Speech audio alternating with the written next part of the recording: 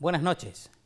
En mi cotidiano andar por el territorio nacional y a veces por el exterior en búsqueda de la noticia y las entrevistas, porque esa es la esencia misma de esta profesión, en la semana pasada tuve oportunidad de encontrarme con una persona muy particular que me ha sorprendido gratamente por su sencillez y su humildad, más aún cuando luego de presentarnos me enteré de su aquilatada carrera como científico e investigador.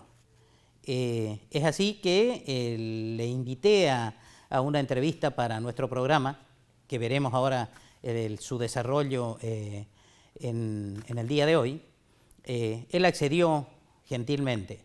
Se trata del licenciado Nahum Klickberg, un veterano psicólogo, sociólogo, profesor universitario, con una destacada y extensa carrera.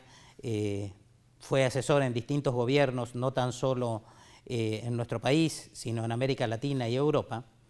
Y este hombre está abocado desde hace algún tiempo a una investigación con el rigor científico de que le es propio, que tiene como corolario una tesis a la que arribó, donde sostiene que siguiendo esos lineamientos que él nos va a ilustrar a lo largo del programa, se podría terminar el flagelo de la corrupción en todo el mundo en solamente una década.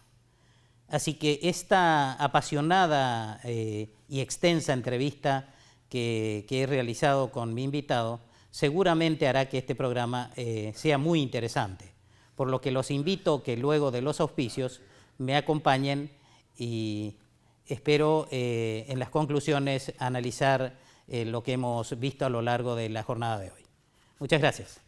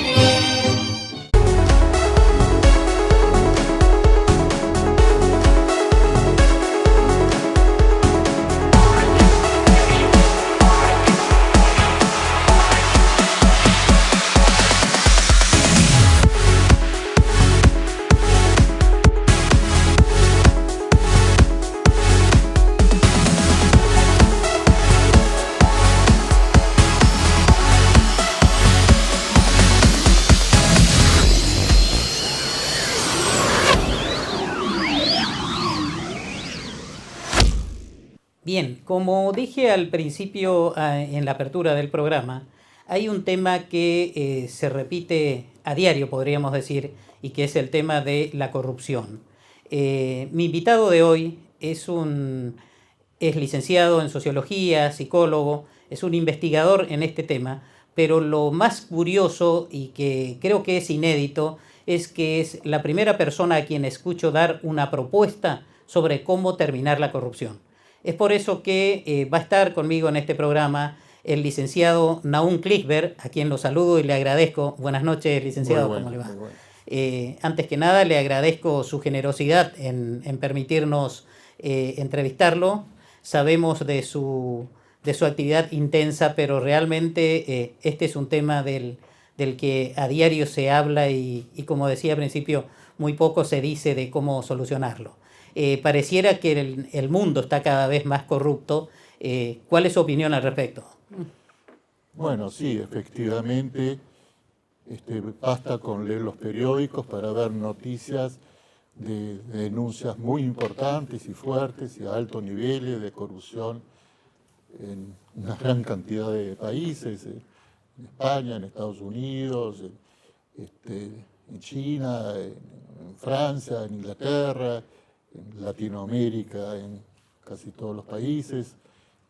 Bueno, esto no es casualidad, no es que de repente vino esta avalancha de denuncias sobre corrupción, sino que pasaron dos novedades en el mundo, dos cosas concretas que generaron justamente que la corrupción desgraciadamente evolucione de esa forma, desarrollándose, creciendo, fortaleciéndose mucho más de como se venía dando históricamente. Esos dos motivos son, por un lado, una crisis de valores. Es decir, la gente ya no tiene ese espíritu de creer en ideologías, en creer que la vida vale la pena para ser entregada, para construir un mundo mejor, en criar a los chicos en valores.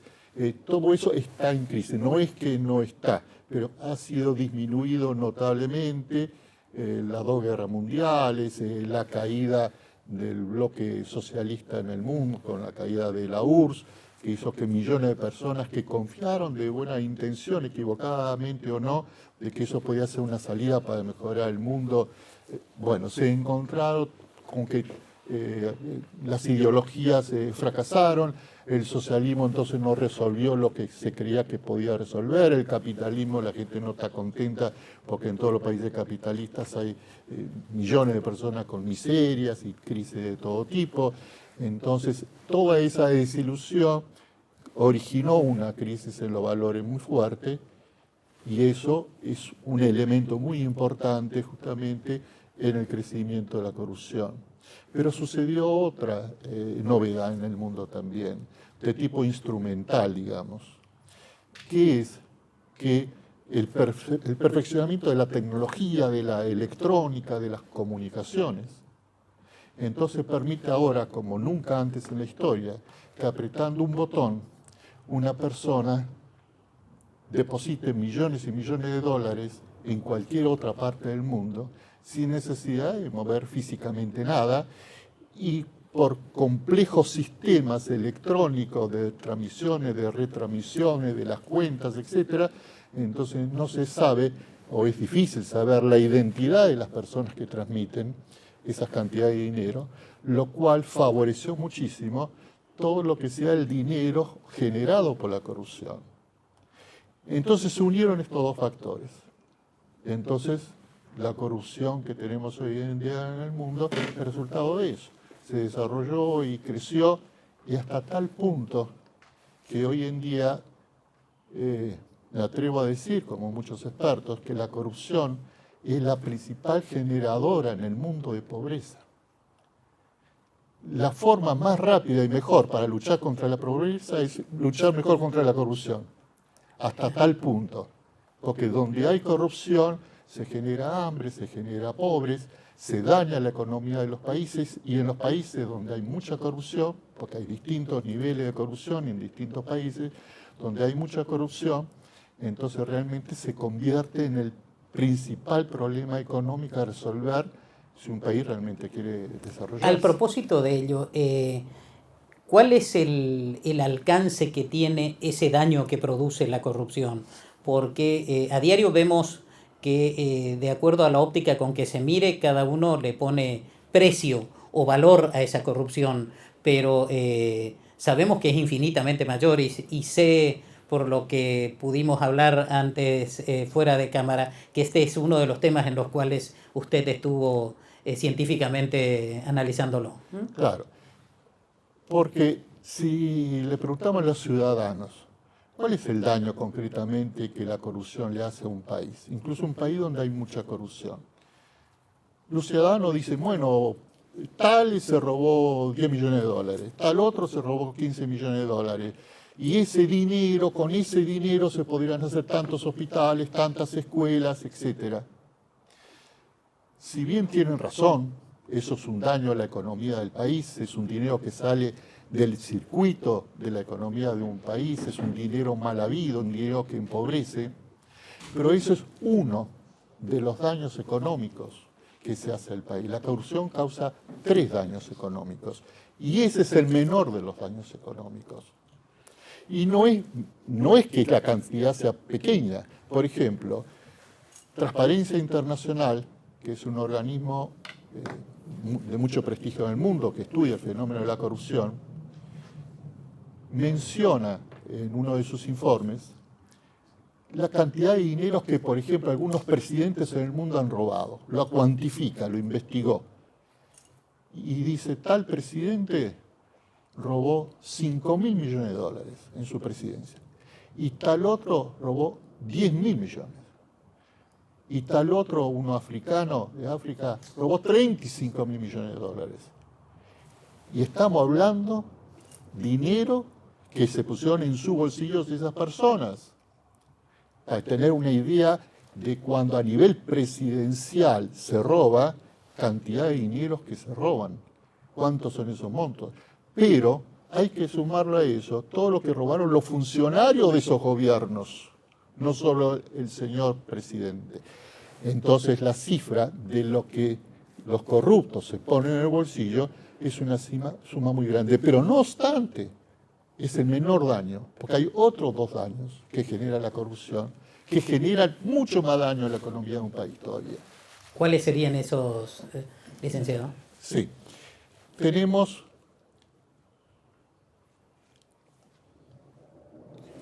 en todos los países se generan 10 situaciones en la economía de los países que dan lugar a que se produzcan mega corrupciones, por lo tanto mega daños. ¿Cuáles serían los otros dos, las otras dos secuelas, digamos, de este daño de corrupción, licenciado? El segundo daño es cuando nos enfrentamos ante lo que llamo mega corrupciones, por lo tanto, mega daños a un país. En todo país, en su economía, hay 10 situaciones en las cuales, si se obra en forma corrupta, no estamos hablando de un daño que se le hace al país de los 50, 20, 10 millones de dólares que un corrupto pueda meterse en su bolsillo. Pueden originar miles de millones de dólares a un país.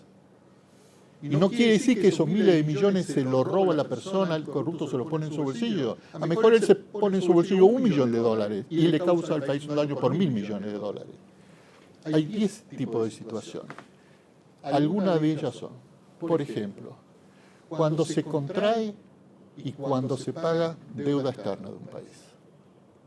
Pocas personas, funcionarios de un país, se reúnen con pocas personas del grupo de los prestamistas o acreedores y sin ninguna transparencia en un cuarto cerrado. Una palabra más, una palabra menos puede significar cientos o miles de millones de dólares para ese país, que después tendrán que pagar tal vez generaciones enteras. Eso requiere otro tipo de tratamiento.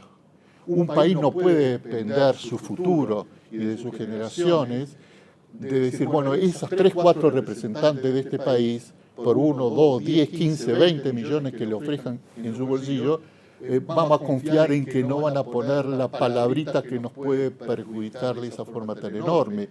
Eso se tiene que manejar de una forma en la cual no haya ninguna posibilidad de que pasen ese tipo de daños al país.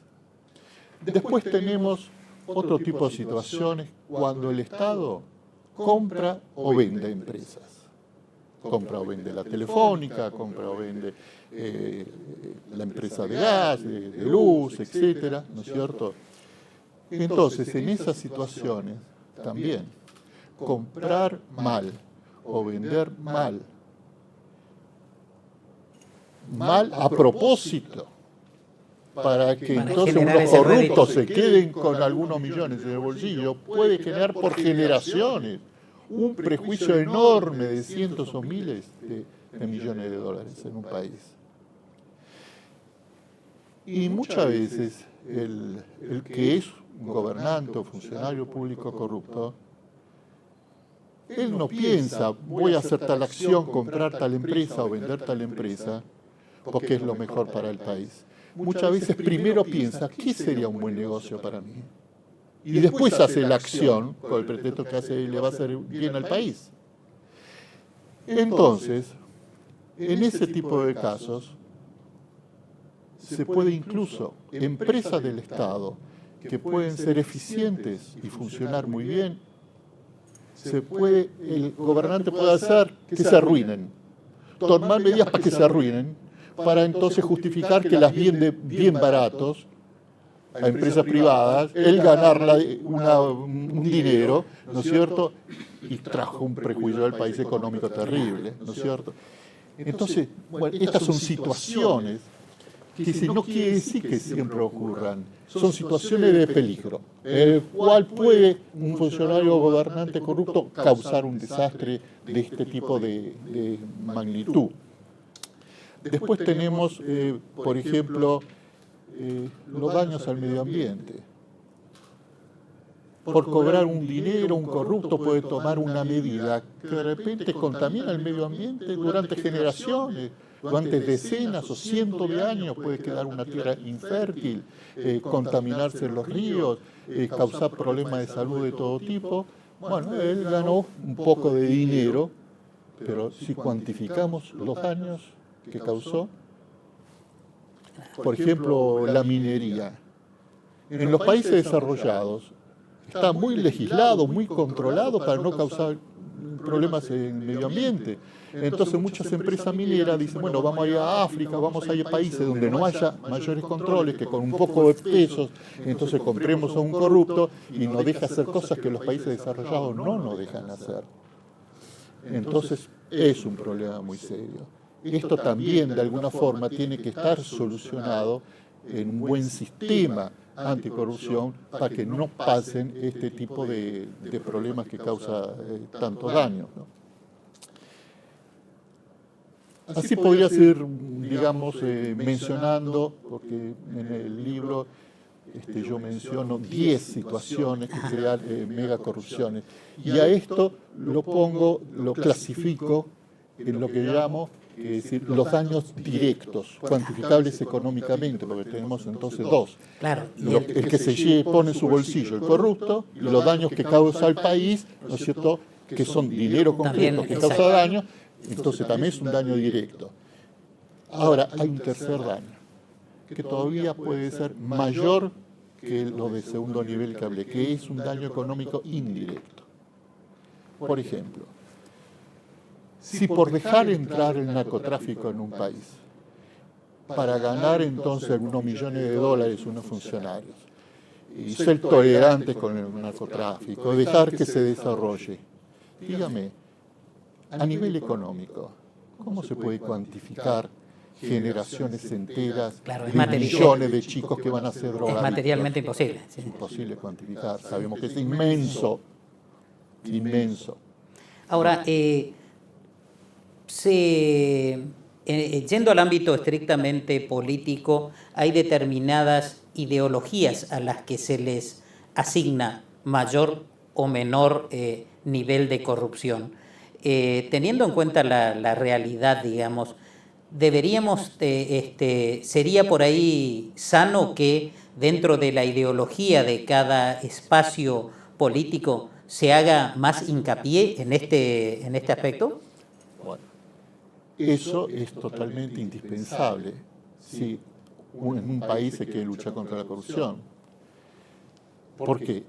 Porque la corrupción es un enemigo de todas las ideologías. No hay ideologías que se favorezcan con la corrupción. Las ideologías de izquierda tendientes al socialismo, la ideología de derecha por un capitalismo más o menos extremo, fracasan por la corrupción. La corrupción los está haciendo fracasar.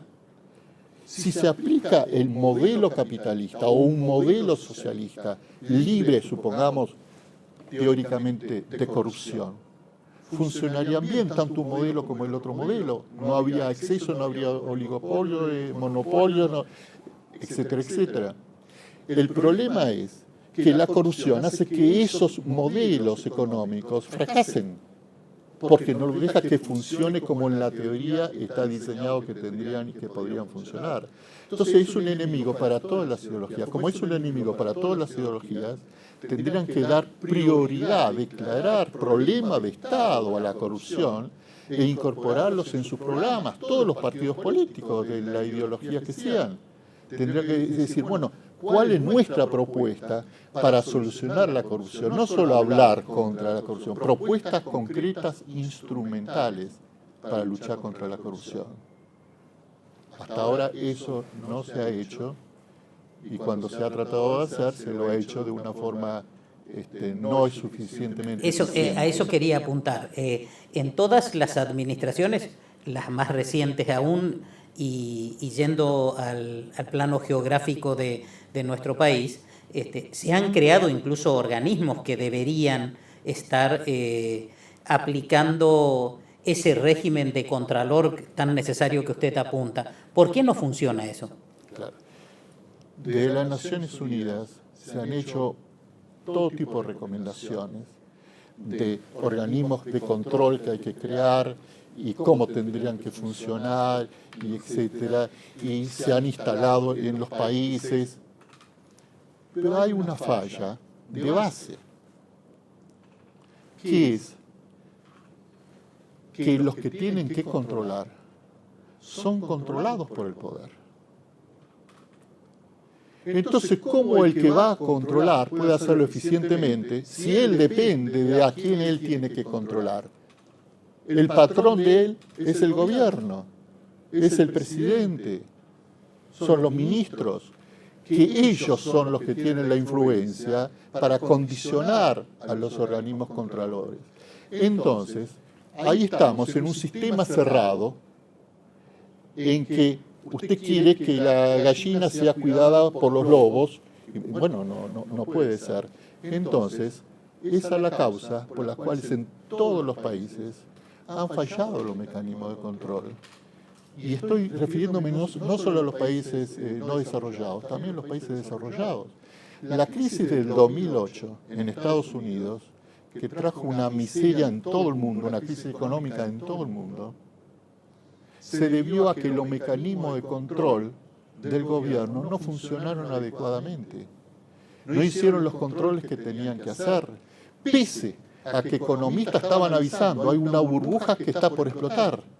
No fue una cosa imprevista que nadie sabía, los especialistas estaban avisándole al gobierno. Pero de vuelta, no funcionó los organismos de control que tenían que funcionar, explotó la burbuja, arrastró a todo el mundo en un daño económico enorme. Entonces, este tipo de problema, que el que tiene que controlar depende de su dueño, es justamente a quien él tiene que controlar, entonces no funciona. Entonces, ¿cómo se soluciona eso? La pregunta que se hacen los especialistas en el tema, ¿cómo se soluciona eso? Seguir perfeccionando los sistemas de control y siguen teniendo ese problema, entonces siguen fracasando. Entonces hay que pensar de otra forma todo esto. Y esa forma de pensar no sirve. Hay que pensar de otra forma. Ese es el intento. ¿Cuál sería eso?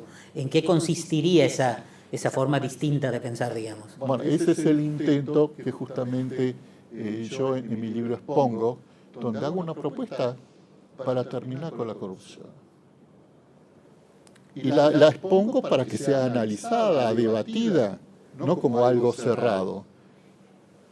Lo que yo digo es, bueno, si esto no funciona, si este camino no nos lleva a nada, nos lleva de fracaso en fracaso, gana un gobierno de izquierda, la corrupción lo hace fracasar y hace que fracasen los organismos de control. Gana un gobierno de derecha, un gobierno de centro, le pasa lo mismo. Entonces, otra tiene que ser la solución. Hasta ahora, hasta hace poco, en el mundo no existía otra forma de solucionarla. Estábamos condenados a ser víctimas de la corrupción. Y por lo tanto, la única posibilidad que tenía el ciudadano era que dependía de la buena voluntad del gobernante para que no sea corrupto. Que si el gobernante es el que decidía, ¿me hago corrupto o no? Y de esa decisión dependía el país, todo el futuro del país, el presente y futuro del país. Un acto de voluntad del gobernante, porque los controles no funcionaban. Claro, ahora, inmerso en esa maraña de corrupción, confiar en una determinada persona o en la buena o mala voluntad del gobernante parece como un imposible, digamos, para combatir Por eso, semejante hasta flagelo. ahora, era lo único que podían hacer los ciudadanos. Tratar de confiar, bueno, que estos gobernantes que parecen honrados, que dicen que son honrados, bueno, quieran seguir siendo honrados y no se conviertan en corruptos. Entonces, bueno, pero cuando empezó estos problemas que antes dije, estos problemas nuevos, que la crisis de valores, más la facilidad por medio de los medios electrónicos de manejar el dinero de la corrupción, entonces lógicamente produjo lo que era esperable producir. Más gobernantes, que parecían honestos, decidieron con su buena o mala voluntad ser corruptos, y de eso dependía entonces todo un país. Entonces, hay una forma, ahora hay una forma. Eso le iba a consultar, bueno, un poco me estuve interiorizando en ese libro que valientemente usted lo escribe y que ahora hay el acceso a internet. Vamos a ir a una pequeña pausa y después le va a explicar a nuestros televidentes cuál es su propuesta concreta que se refleja justamente en el libro. ¿Cómo no? Vamos a ir a un pequeño corte y volvemos con el licenciado Nahum Clisber.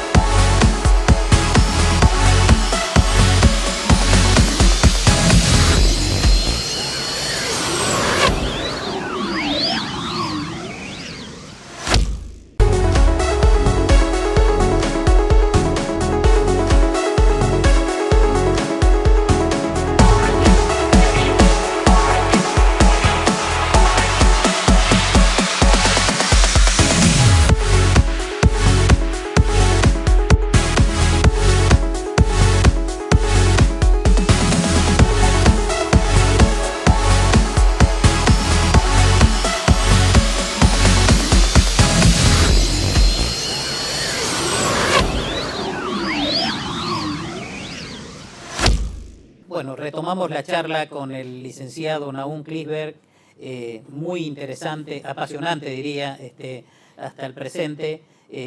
Este bloque nos va a dar la solución, el licenciado, de cómo combatir la corrupción. Claro, Así, licenciado. yo lo llamo propuesta, una propuesta en la cual yo creo que si se implementa adecuadamente puede terminar con la corrupción. Pero digo propuesta porque lo más útil de lo que yo trato de aportar es que se debata sobre el tema de la corrupción, se debata en profundidad, no en la superficialidad, se reflexione y los ciudadanos tomen conciencia, los periodistas que son indispensables para que el tema de la corrupción se mantenga en la agenda social, que es decir, cumplan con esa función, es decir, que todos se den cuenta que es un tema de Estado y que es el tema más importante de Estado, sobre todo en los países donde hay mucha corrupción, es el tema prioritario. Si no se resuelve eso, van a fracasar los mejores ministros de Economía, con los mejores posgrados, las mejores universidades del mundo, como nos ha pasado. ¿Cómo puede ser? Ministro de Izquierda de Economía, ministro de Derecha de Economía, con antecedentes, estudió en tal universidad, fue a hacer su posgrado, no hay mejor universidad en economía en el mundo que esta, que aquella. No se puede decir que desde el punto de vista técnico eran tontos y fracasaron. En todos esos casos tenemos un factor común. No pudieron controlar o no quisieron alguna vez controlar la corrupción. Y eso los hace fracasar porque desangra a los pueblos. El dinero, los daños que mencioné, por esas cantidades enormes, desangran la economía de cualquier país, provocando que no importa las bondades del programa económico. Generalmente los ciudadanos creen, bueno, si un programa económico presenta cosas que parece que sí, con esto se va a levantar el país porque se va a producir esto y vender aquello y esto aquello, y después eso no sucede si la corrupción sigue imperando, porque lo desangra el país y no hay economía que aguante. Claro, a eso me refería cuando hoy le manifestaba que se asignaba a determinada ideología más o menos corrupción y de ahí por ahí se optaba y dependía muchas veces del resultado electoral. Claro, y bueno, eso no, después cuando Sí, sí, hablemos sobre el tema de las equivocaciones que hacen los ciudadanos cuando votan, volveremos sobre este punto, pero sobre la propuesta que estábamos hablando, la propuesta que quiero que se debata, se reflexione, aunque después de esa propuesta surja otra propuesta mejor, pero el asunto es justamente una nueva forma y pienso yo, más profunda de analizar el tema de la corrupción para que podamos realmente enfrentarlo con éxito.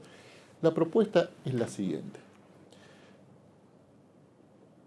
En el año 2000, cuando estaba de la Rúa, yo ya llevado por esta inquietud sobre las cosas que veía que pasaban con la corrupción, propuse en ese gobierno hacer una experiencia piloto de luchar contra la corrupción utilizando Internet. El gobierno lo aprobó y por casi 2 años estuve dirigiendo un programa de lucha contra la corrupción por medio de Internet, que me dio mucha experiencia para perfeccionar ese sistema. Y esto es muy importante, lo que voy a expresar, que quiero que se entienda bien.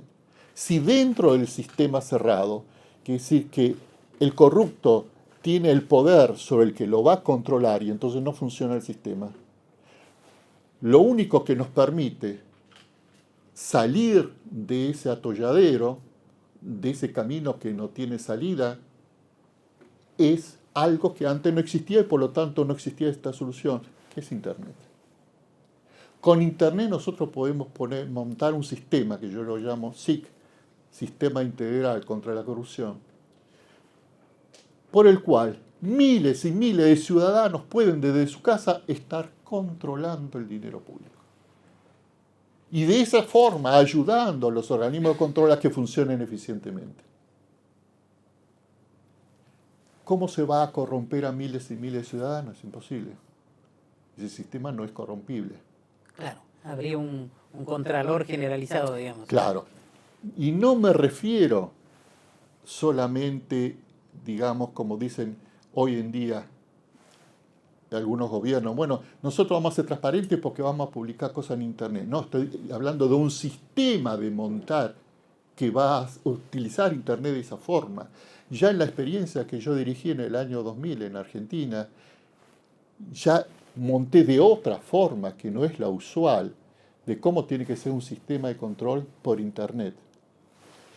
Entonces, imagínese usted que los organismos de control no puedan corromperse porque están controlados por ciudadanos que están controlando los organismos de control. Que en una licitación no puede haber problemas económicos porque miles de ciudadanos están viendo qué pasa con los números, qué medida corresponde o no, a quién hay que adjudicar, a quién no. Entonces, es decir, limita todas las posibilidades de actuar en forma corrupta. Entonces, terminamos o por lo menos terminamos los daños que le causa a la economía y disminuimos los actos de corrupción, porque también muchos dicen, bueno, los actos de corrupción nunca se van a poder eliminar, porque siempre un funcionario va a ver que para robarse uno dinero, yo no estoy hablando de esa corrupción. Esa no es la corrupción que arruina un país. Estoy hablando de la corrupción organizada, en redes de corrupción e impunidad. La corrupción que causa esos mega daños no es la de el policía que en un acto corrupto cobra 100 pesos para no hacerle la multa. Estoy hablando de este otro nivel de corrupción, que es la que arruina a los países. Entonces, utilizando correctamente Internet, podemos nosotros crear este sistema, este SIC. Yo le agregué 12 medidas más de apoyo al sistema de Internet, apoyar ese sistema que tendría Internet como la columna vertebral. Agregué otras cosas, ¿no? Que, por ejemplo... Disculpen la interrupción allí, licenciado, pero quería, creo que bien vale la pena aclarar. Más allá de que usted ha presentado la propuesta en el gobierno de la administración de la Rúa, sabido es que los resultados de esa administración no han sido de los mejores. Es más, se ha causado un enorme daño al país. ¿Por qué no se aplicó? O sea, ¿no se han aplicado evidentemente las propuestas que usted hizo? No, claro que no se aplicaron. Fue una experiencia muy empobrecida, que no contaba con el apoyo que correspondía. Por ejemplo, para que se dé cuenta, una de las cosas esenciales era que había que avisarle, y que estaba diseñada en mi proyecto, que había que avisarle al periodismo, bueno, que la gente sepa cómo tiene que hacer el control de la información que por internet se le daba a la ciudadanía. Bueno, nunca se le dijo al periodismo, el periodismo no lo sabía, por lo tanto no llegaban a saberlo los ciudadanos, que tenían que controlar, como iban a controlar. En todos los productos del Estado se tenía que poner la dirección web y recomendando a los ciudadanos que entonces desde ahí control. Nunca eso apareció. Es decir, se aplicó con todos los problemas, digamos, en un sistema en el cual era muy difícil aplicar un real y eficiente sistema contra la corrupción. No obstante, tuvo un gran valor para mí como aprendizaje, como para saber qué puede funcionar, qué no, qué trabas se pueden poner de distintos sectores para que no funcione. Bueno, lo concreto es que fue una experiencia muy interesante, válida, pero no válida como para decir que fue exitosa, ¿no? Claro. No fue exitosa para nada. Ahora, usted hablaba de que a esa experiencia de Internet también le había adosado algunas... Sí, le adosé 12 medidas, ¿no es cierto?, como apoyo a la columna vertebral, que es la utilización de Internet. Por ejemplo, tiene que haber juzgados especializados en corrupción. Es un tipo de delito muy complejo, requiere especialistas en ese tipo de tema, contadores, abogados, peritos, etc. Y jueces que solamente piensen en eso, en la mecánica de la corrupción, cómo descubrirla, desbaratarla, etc. Tiene que haber juzgados especializados en eso. No puede tampoco manejarse tiempos, como en muchos países se maneja, donde un juicio de corrupción dura un promedio de 15, 20 años. Y después se lo anula porque ya quedó prescrito. Ya prescribió. ¿No? Claro, que es lo que ocurre en la práctica, en la actualidad, digamos. O sea, tenemos una estadística elevadísima de causas que no se resuelven justamente por eso, porque van prescribiendo Claro, entonces los abogados tiran para adelante, hacen todo tipo de triquiñuelas legales para aplazar los tiempos, justamente apuntando que al final quede prescrito, qué sé yo, la opinión pública también que se olvide del tema, ¿no? Mientras tanto la persona está libre, sin ningún problema, el acusado. Pero eso es una constante en todos los países donde hay mucha corrupción, porque llamativamente en los países donde hay mucha corrupción se copian las estrategias los corruptos de un país al otro y ya eso da resultado también en mi país, entonces voy a aplicar ese tipo de sistema, ¿no es cierto? Entonces, bueno, pero de la misma forma, las medidas contra la corrupción pueden ser eficientes también en todos los países porque va a desbaratar los mismos mecanismos para la corrupción que se usan en todos los países donde hay mucha corrupción, ¿no? Pero, como dije antes, la medida sin el tronco de Internet no puede funcionar. Por ejemplo, en un país dice, bueno, está destinado tanto dinero para hacer en tal lugar, en tal terreno, un hospital, un camino, un puente, etc., ¿no? Pasa a esa gobernación y se descubre que ahí no había nada, nunca se construyó nada, no obstante se destinó el dinero como si se hubiese construido. Los ciudadanos que viven en ese lugar, si tendrían acceso a Internet y a enterarse que al lado de su vivienda se está construyendo un hospital, que ven que no hay ni un ladrillo, entonces inmediatamente, no, acá algo está pasando, ¿no es cierto? Entonces directamente no se podría diseñar esa corrupción, porque no, el ciudadano que está al lado se lo va a descubrir. Lo diario, digamos. Por ejemplo, todo acto de corrupción importante. Hay muchas personas que se enteran, que están alrededor del corrupto y del que corrompe. Están alrededor, se enteran. Secretarias, conocidos, amigos, que le llegó el rumor, que se entera, que manejaron un papel en ese escritorio donde el corrupto trabaja. Si el Estado hace una campaña llamando a la colaboración de todos los ciudadanos que tienen información sobre actos de corrupción, para que en forma anónima puedan hacer la denuncia, eso sería sumamente efectivo. Aparecerían muchísimas denuncias. Hay que poner una instancia que sería la que va a evaluar las denuncias, filtrarlas, etcétera, analizarlas, pero solamente el saber el corrupto de que la gente que lo rodea, esa secretaria que él sabe que a lo mejor no le es simpático, etcétera, puede tomar un teléfono y denunciarlo de una forma anónima donde nadie va a saber que ella fue la que lo denunció. Ya limita la posibilidad del acto de corrupción del corrupto. Ya le está atando la mano, tiene un efecto preventivo. Entonces, bueno, así expongo una cantidad de medidas.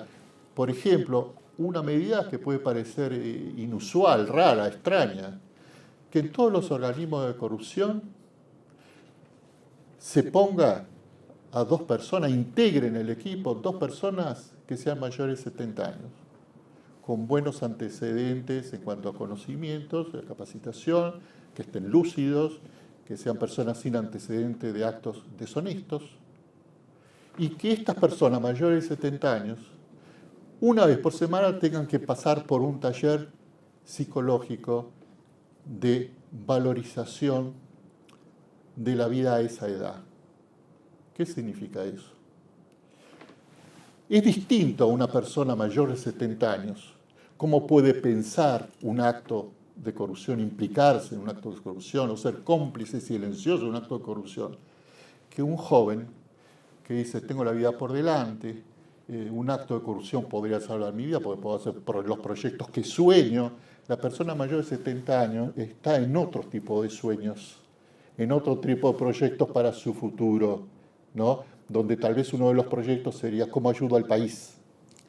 Entonces, pasar por esos talleres donde se le haga ver ese rol y que ese rol moral es el que tiene que cumplir dentro de un organismo de control, donde las personas del equipo digan, bueno, acá hay un controlador moral, no tanto técnico, moral, que de las cosas que se entere que nosotros podamos estar haciendo en este organismo de control que no sean buenas, correctas, bueno, nos va a decir qué están haciendo acá, ¿no? Entonces, bueno, hay algunas cuantas medidas originales sí, que interesantes. evidentemente, o sea, sin dudas, el tiempo del programa por ahí material no nos da para enumerar más allá de que, pero es importante que nuestros televidentes sepan que en el libro que usted lo editó por internet, se pueden encontrar claramente esos aspectos que usted menciona, Sí, ¿no? sí, quiero remarcar que el libro es gratuito totalmente, se puede leer online por internet, de forma gratuita y en pantalla, no es la intención cobrar nada por el libro en absoluto. Claro. Le hago una consultita, justamente refiriéndonos a su libro. Este tipo de hechos de corrupción es frecuente que se manipule tanto en campañas electorales como por los distintos espacios políticos. Y eso suele llevar a menudo a que no se cumpla aquello de que los pueblos no se equivocan. Contrariamente, yo creo que se los induce a los pueblos a equivocarse y a las pruebas nos debemos remitir. ¿Cuál es la razón por la cual se los lleva a ese equívoco al común de la gente y al votante de la calle, digamos, al habitante común? Sí, el votante es influenciado para tratar de manipularlo de diferentes formas para que vote de la forma en que le conviene a uno u otro sector. Pero hay un sector que es común a todos los partidos políticos, que son los corruptos que haya dentro de cada partido político, que tienen un objetivo común de que no se vote nada que los puede perjudicar en sus actos de corrupción. Y en ese objetivo común, entonces, tratan de impedir que en los programas electorales de cada partido político se le dé la importancia que corresponde al tema de la corrupción. Y no es suficiente con que se presente a las elecciones presentando un programa diciendo vamos a luchar contra la corrupción. Tiene que presentar ya las acciones concretas para que el ciudadano elija qué partido me ofrece las acciones que van a ser más eficientes y a ese votar, privilegiar votar a ese. Porque el ciudadano, como se le oculta la importancia que tiene la corrupción, entonces piensa que puede solucionar el asunto de la votación de otra forma y se equivoca. ¿Cuáles son las equivocaciones más frecuentes? Dice, bueno, voy a votar al que parece el más honrado. Como él parece ser el más honrado, va a ser un gobierno que no sea corrupto. Equivocación. La historia ha demostrado en todos los países donde personas que parecen honradas, a veces parecen y no lo son. Otras veces parecen y son honradas, pero muchas de esas personas en su gobernación, mientras son la autoridad, permanecen en una actitud honesta, pero muchos de ellos sufren lo que he llamado la metamorfosis, por la cual psicológicamente, es un proceso psicológico, lo he visto en pacientes míos, en los cuales pasa una persona honrada, un funcionario público gobernante, pasa a transformarse en corrupta. Es un cambio total de la mentalidad. ¿Qué es lo que lleva a eso? Bueno, lo que lleva a eso es, si usted agarra en un apartamento y enchufa un aparato que chupa más corriente que la que puede aguantar el apartamento, revientan los tapones, revienta el sistema eléctrico. La mente humana tiene sus limitaciones. Si usted a un individuo le garantiza total impunidad mediante redes de corrupción e impunidad, etc., dice, podés robar lo que te quieras, estás protegido, nadie te va a poner preso, etc., usted está probando los circuitos eléctricos de su cabeza, su sistema de creencias, de valores, lo está extremando, lo está poniendo en una situación límite. Algunos aguantarán esa descarga, digamos, y continuarán con su conducta honrada. Otros no.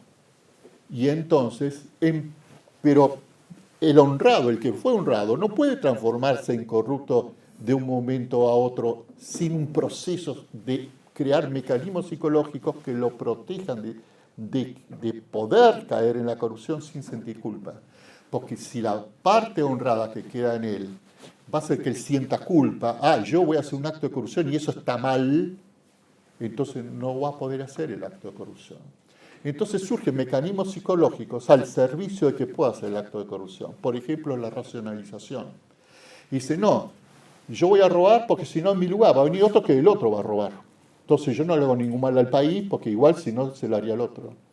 Yo voy a robar porque el otro robaría pero no donaría $1 millón para un hospital. Yo voy a robar $100 millones y $1 millón voy a donar a un hospital, voy a hacer una obra de bien, de caridad. ¿Entiende? Surgen mecanismos de racionalización que permiten entonces superar el problema de la culpa y quedar ligado para realizar la corrupción. Pero surgen otros problemas, no es tan sencillo. ¿Qué pasa con la esposa? ¿Qué pasa con los hijos? Que saben que este hombre honrado de repente se convierte en corrupto porque no puede ocultar su dinero ante su esposa y ante sus hijos. De alguna forma los tiene que hacer cómplices. No solo para que no lo denuncien, sino cómplices para que estén de acuerdo y lo apoyen moralmente, que está haciendo bien al hacer el acto de corrupción. Entonces ahí hay toda una dinámica en la relación interfamiliar de la familia del corrupto, que es un proceso bastante complejo y que participa en esta metamorfosis de ser honrado a ser corrupto. Ahora, eso entonces podríamos concluir que es que los distintos aparatos de gobierno son los que alimentan ese cuarto excedido de energía, como usted bien manifestaba, digamos. O sea, eso es alimentado por las administraciones, entonces, para convertir... En los países donde hay mucha corrupción, hay una lucha entre las personas que permanecen honradas y las personas que se vuelcan a la corrupción. Hay una lucha de valores, una lucha moral, una lucha de de silencios y actitudes. Hay una lucha muy compleja, un entramado. En ese entramado, los que están en la actitud corrupta forman entre ellos redes. Nunca el corrupto a alto nivel procede de una forma individual. No existe, como algunos creen, fue un acto individual de tal que siendo un alto funcionario un gobierno robó, pero nadie sabía nada, ningún otro funcionario sabía nada. Eso no existe. Un acto de corrupción de un alto funcionario obligatoriamente su superior sabe. Y algunos de sus colegas saben, porque tienen múltiples formas de enterarse, empezando por los mecanismos de investigación del Estado, que cada ministro tiene sus mecanismos de investigación, ¿no es cierto?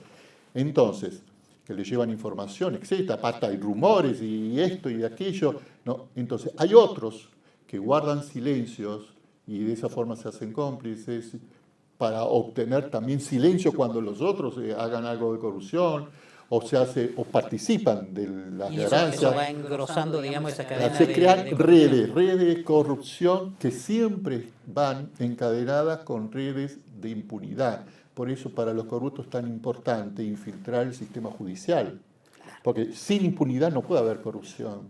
Ahora, entiendo que, y usted sabrá explicarme con acierto científico, en los gobiernos hay un elemento que por ahí es utilizado, que es las famosas cláusulas de reelección de las mismas administraciones.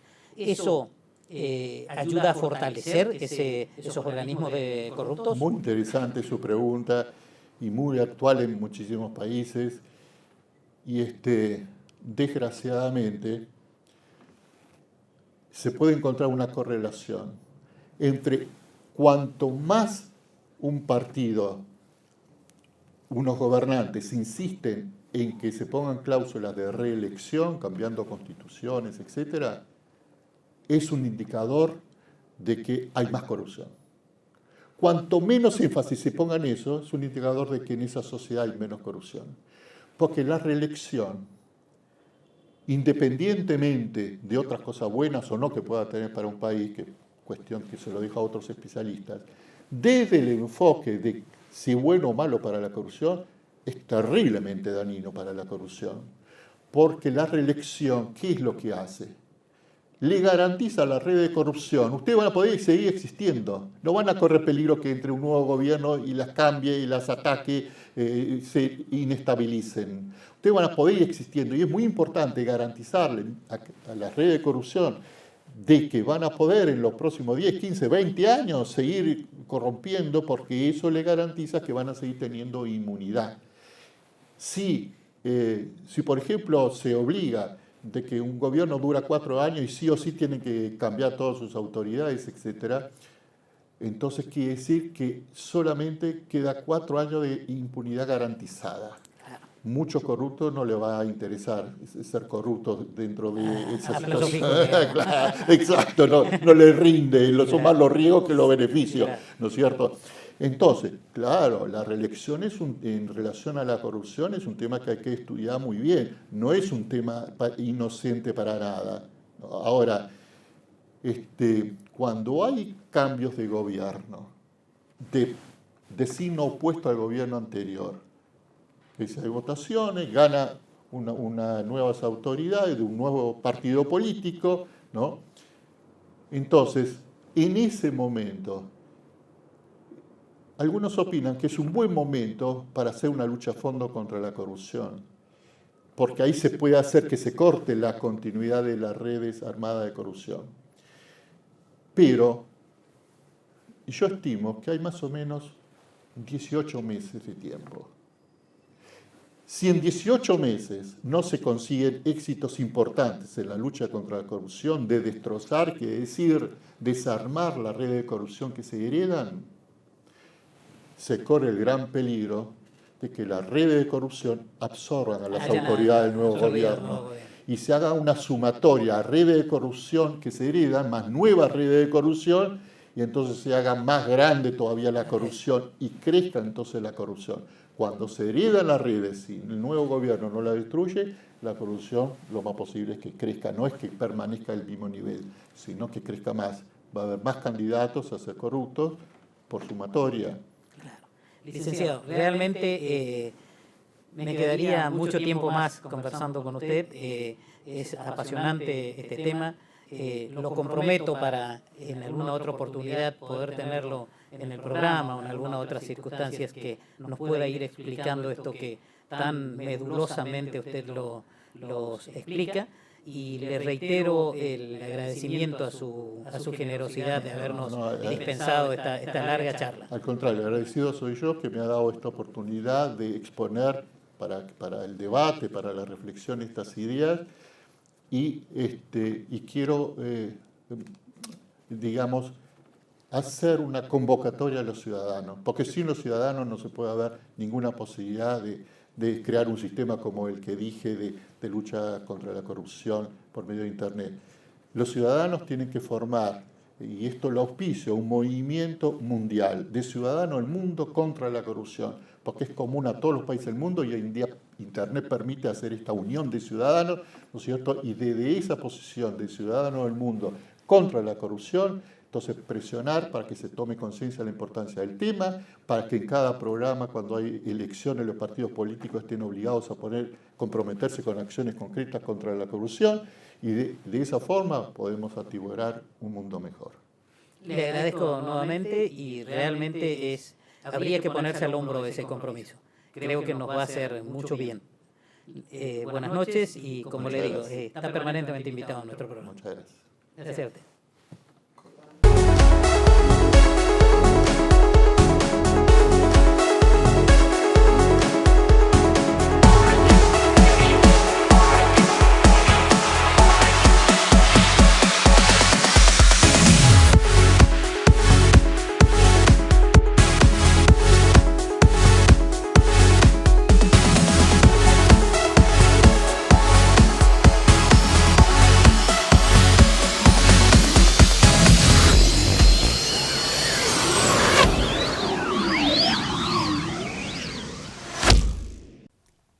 Qué pena que la televisión no nos permite más tiempo para extendernos en exposiciones como esta, porque debo confesarles que luego de haber escuchado esta extensa charla con el licenciado Kilberg, me llevó a pensar de si no estaría siendo hora que los ciudadanos a los cuales nos repugnan los actos de corrupción en todos los órdenes, no nos debiéramos juntar y presentar pelea a este flagelo. Sabemos que la corrupción está emparentada con el poder, la política, la función pública y a su vez con lo más peligroso y lo más dañino de la delincuencia, como es el narcotráfico, el crimen organizado, etc. Y al menos en nuestro país, nosotros los ciudadanos no somos más que meros espectadores, cuando no víctimas de esta situación, porque vemos a diario cómo se corroe y se corrompe los estamentos del Estado en manos de inescrupulosos funcionarios, jueces, políticos y hombres de negocio, que si bien es cierto que también existen políticos, funcionarios, magistrados y hombres de negocios que hacen honor a su buen nombre y honorabilidad, los anteriores, que en tiempos generalmente previos a las campañas o a los actos electorales se alarman por los hechos de corrupción de quien siempre lo antecedió en el poder, después nos enteramos con que se encuentran bolsas de dinero en sus alcobas sin poder explicar el origen, para que luego nosotros, el periodismo, nos terminemos enterando de que esos billetes tal vez estén manchados con sangre, con sufrimiento o con trata de personas, porque estos mariscales de la corrupción cimientan sus voluminosas campañas electorales en ese dinero ilegal. De ahí que la exposición de mi invitado resulte como una suerte de catálogo válida para reflexionar, por cuanto qué bueno sería que los ciudadanos de a pie nos podamos juntar y comenzar a controlar y por ende a combatir ese flagelo que tan mal nos hace a diario y que muchas veces no tan solo nos lleva el patrimonio y el tiempo, sino muchas veces lleva vida y sufrimiento.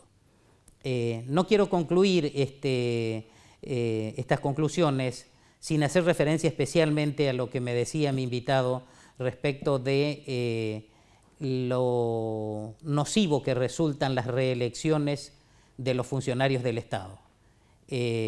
Hablaba concretamente de que este tipo de normas que habilitan las reelecciones está muy emparentada con la corrupción y que cuanto más tiempo gobierne un mismo color político, más alto es el nivel de impunidad. En fin, seguramente algo tendremos que hacer si es que pretendemos dejar a nuestras futuras generaciones un mundo mejor. Bueno, espero que les haya interesado el programa de hoy y seguramente nos estaremos encontrando en 8 días en esta misma señal. Muchas gracias.